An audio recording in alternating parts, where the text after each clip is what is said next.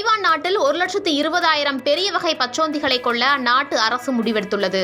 லட்சக்கணக்கில் பச்சோந்திகளை கொள்ளும் முடிவை எடுத்ததற்கு பின்னால் என்ன காரணம் இருக்கிறது என விரிவாக பார்க்கலாம்.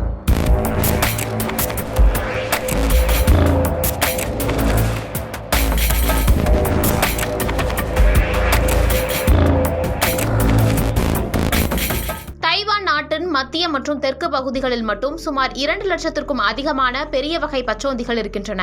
தைவான் நாட்டை பொறுத்தவரை உள்நாட்டில் நடக்கும் விவசாயத்தை அதிக அளவில் சார்ந்திருக்கும் ஒரு நாடாக இருந்து வருகிறது. இந்நிலையில் பெரிய வகை பச்சோந்திகளின் எண்ணிக்கை அதிகரிப்பால் அந்நாட்டின் விவசாயம் பெரிய அளவில் தொடர்ந்து பாதிப்புக்கு உள்ளாகி வருவதால் அவைகளை கொல்லும் முடிவில் தைவான் அரசு ஈடுபட்டுள்ளது. கடந்த ஆண்டு பெரிய வகை பச்சோந்திகளை கொல்வதற்காக சிறப்பு வேட்டை குழுவினரை பணியமர்த்தினர். அவர்கள் சுமார் 70,000 பெரிய வகை பச்சோந்திகளையும் கொன்றனர். ஒன்றை கொள்வதற்கு தலா $15, அதாவது இந்திய மதிப்பில் $1,300 அவர்களுக்கு சன்மானமாக வழங்கப்பட்டது. இந்த ஆண்டு 1,20,000 பச்சோந்திகளை கொள்ள முடிவெடுக்கப்பட்டு உள்ளூர் வாசிகள் அதனை கண்டறிய வேட்டை குழுவினருக்கு உதவுமாறும் அறிவுறுத்தப்பட்டுள்ளது.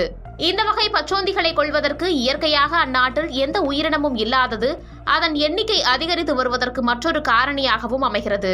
இவைகளுக்கு கூர்மையான நகங்கள் மற்றும் பற்களை கொண்டிருந்தாலும் முரட்டுத்தன்மையுடன் இருப்பது கிடையாது என்கின்றனர். மற்ற உயிரினங்களுக்கு அதிக அளவிலான பாதிப்புகளை இவைகள் ஏற்படுத்துவதில்லை. பெரும்பாலும் பழங்கள், இலைகள் மற்றும் செடிகளை உணவாக உட்கொண்டு வாழ்ந்து வருகின்றன. ஆண் வகைகள் 2 அடி நீளம் வரை வளர்ந்து 20 ஆண்டுகள் வரை ஆயுட்காலம் பெற்றிருக்கும். பெண் வகைகள் ஒரே நேரத்தில் 80 முட்டைகளை இடும் என ஆராய்ச்சியாளர்கள் கூறுகின்றனர். வீடுகளில் இவை செல்ல பிராணிகளாக வளர்க்கப்பட்டு வருகிறது. ஆனால் வீடுகளில் வளர்க்கும் போது ஆரோக்கியமாக இருப்பது அரிதாக இருப்பதால் 1 ஆண்டுகளில் இறந்து விடுவதாகவும் கூறப்படுகிறது. தற்போது லட்சக்கணக்கில் இவைகளை கொள்ள முடிவெடுக்கப்பட்டாலும் கடந்த ஆண்டு மனிதாபிமான அடிப்படையில் மீன்பிடிக்க பயன்படுத்தும் ஈட்டியை கொண்டு கொள்ள தைவான் அரசு அறிவுறுத்தி இருந்தது குறிப்பிடத்தக்கது.